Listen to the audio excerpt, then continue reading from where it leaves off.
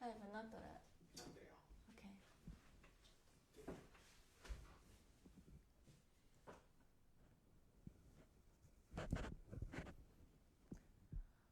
Hello. If you can hear me, type something in the chat box, please. If there is any problem with the sound volume, if you can hear me okay, I'd love the assurance. And I'd love to know where you're from, where you're watching from, what you're interested in, if you have any questions. Me there? Okay, good. Okay, I see some people now streaming in. We'll wait for a few more minutes. Thank you for coming in.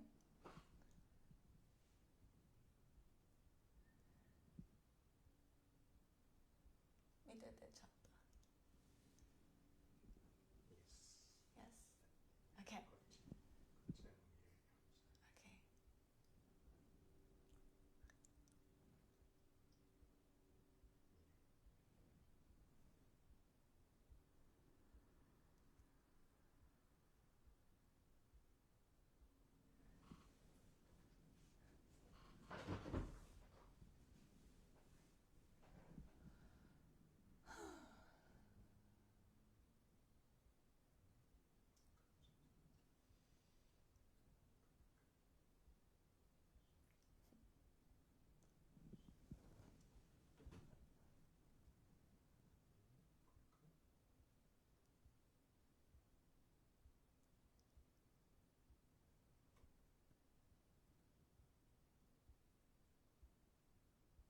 With these streamings, there's always a little time lag.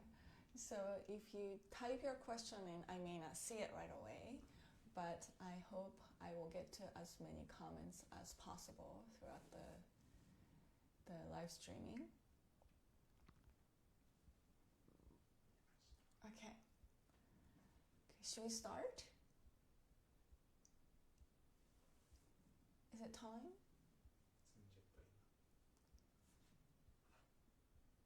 Okay.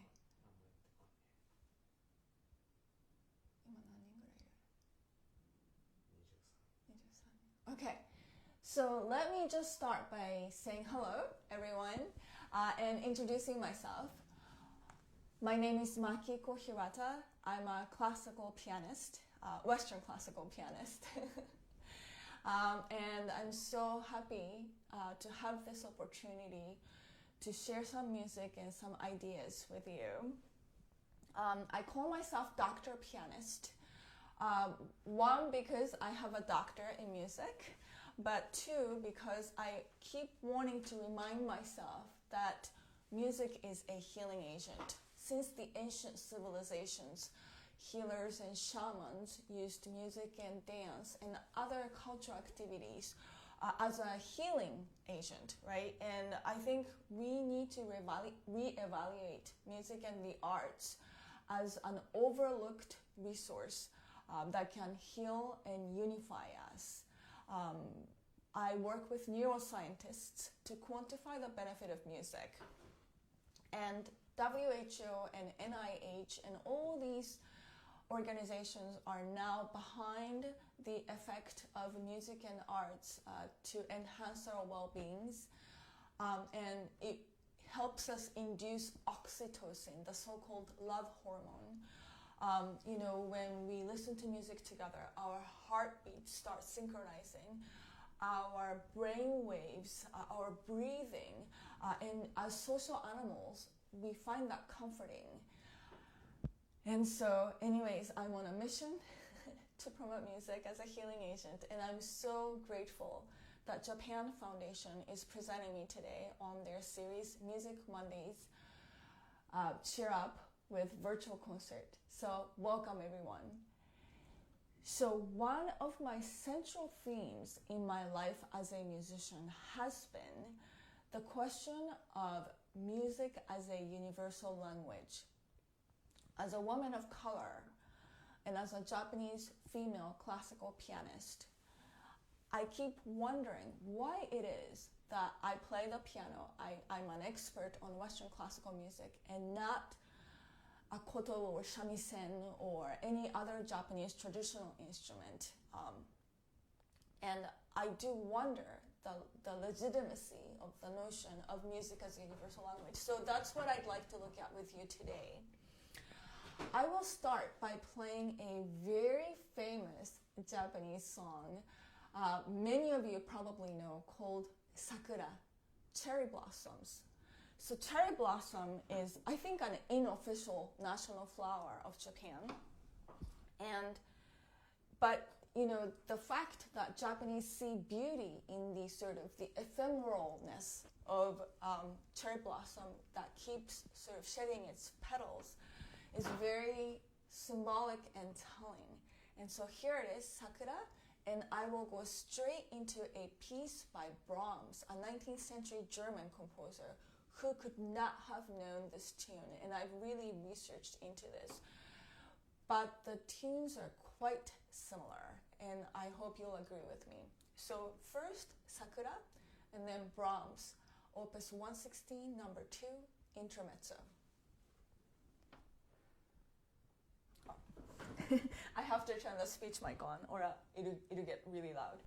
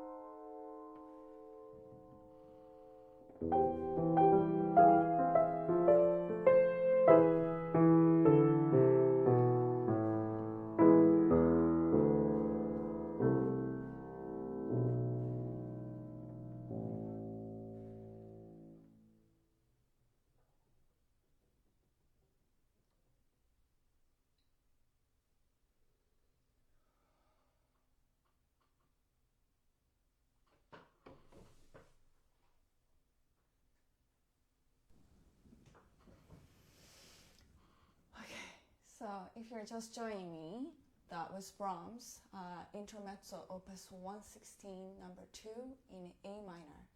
And I compared it to the Japanese folk tune, Sakura.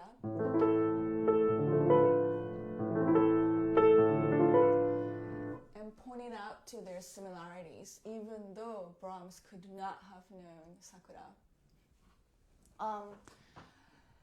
Okay, and things like this makes me want to believe in something like a universal collective consciousness, something that is beyond our cultural upbringings that unite us together. I think that's what music does in our society. That's what music has always been throughout our human civilization, human history. It's something that reminds us that what we share is greater than our differences. And I think the message today is more crucial than ever with everything that is going on, all the challenges that we're facing. Okay, so now I will move on to Debussy, a French composer. He was born at the end of the 19th century, and he died right before the end of the 20th century, in the World War I, sorry. He was an impressionist. He didn't like the label, but when you look at Monet's paintings and things like this, you do actually find a lot of parallels with Debussy's music. It's a lot more about color and harmonies rather than melodies, outlines. And he also shares another common thread with the painters that were impressionists, which was that he was fascinated with the Orient and especially Japan. So first, let's look at his take on the Orient by a piece called Pagods from a collection of pieces called Estampe. Here he uses pentatonic scale. So if you just play the black keys on the piano, you get 5 notes, 5-note scale. I hate this, but anyways, that's an example of a pentatonic scale. Now, there are different types of pentatonic scale. The Japanese koto scale, that uses a different 5-note pattern. But anyways, so in this piece, he also uses a pentatonic scale, and it's distinctly what the Westerners would call Oriental sounding, not only because of the pentatonic scale, but because it lacks direction, and it produces the atmosphere of timelessness. And I wonder what you think. Pagods by Debussy. Oh, I have to turn this off. Here it is.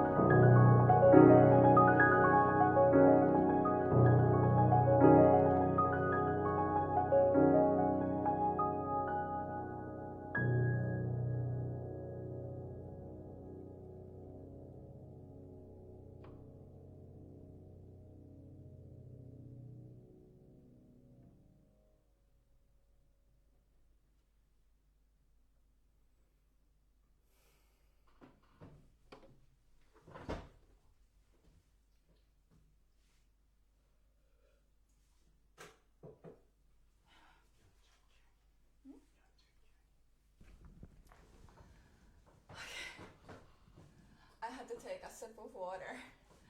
I think when I play, and it's true, I've spoken to my friends, and it's true with a lot of people.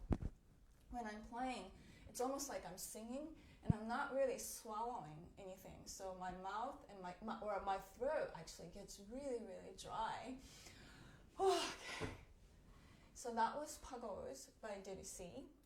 And I wonder what you thought of his capture of what he considered to be the Orient. I used to really not like playing a piece like this. Not wanting to pigeonhole myself as an Asian. And also, anyways. But now, a close friend of mine said that curiosity is an antidote to loneliness. And I think even though his capture of the Orient is really pretty stereotypical, he was curious. And there's something profound about this Pagos and what Debussy must have been thinking in writing this piece. The next piece is called Poisson d'or, and excuse my French pronunciation. It means the fish of gold, and it was inspired by a lacquered image that Debussy had on his desk. A Japanese lacquered image of two gold carps underneath a willow tree. And this piece, if you didn't know the background, you would not associate this piece with the Orient or the idea of the Orient at all. In it, you hear, the water. It starts like this. So it's the water, water surface. And then you hear the carp, and the carp splashes, and it sparkles, and it does all sorts of things. And it's just, the wildness of Debussy's imagination that this lacquered image gave him is already inspiring of our ability to put ourselves in other people's shoes, even if those people were in a completely different context in the very separate parts of the world. So I love playing this piece. Here it is, Fish of Gold, Poisson d'or, from Image, Book 2. Oh, yeah. Yes, I have to turn the mic off.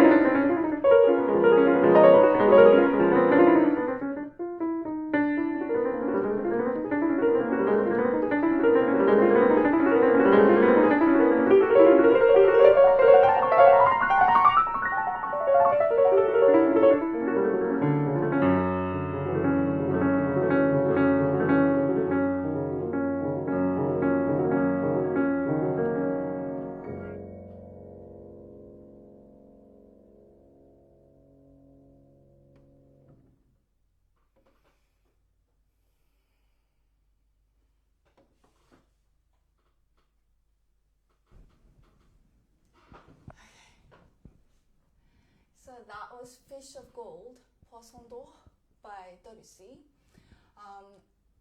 which was inspired by a lacquered image of Japanese carps. Okay, now we are moving on to Osaka Yamada, whose name no Japanese person does not know. Everybody knows Osaka Yamada. He was one of the first Japanese musicians to go study in Europe, composition and conducting. But today, he's largely known for songs that he composed after he came back from Europe, mostly for children, short songs, and I will play one of them for you. This is called Akatombo, Red Dragonfly.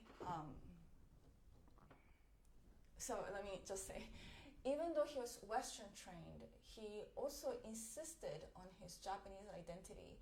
And in composing these songs, he insisted on the natural Japanese rhythm, which sometimes is contrary to the Western meter. So I don't know if you'll hear this, but here it is, Akatombo.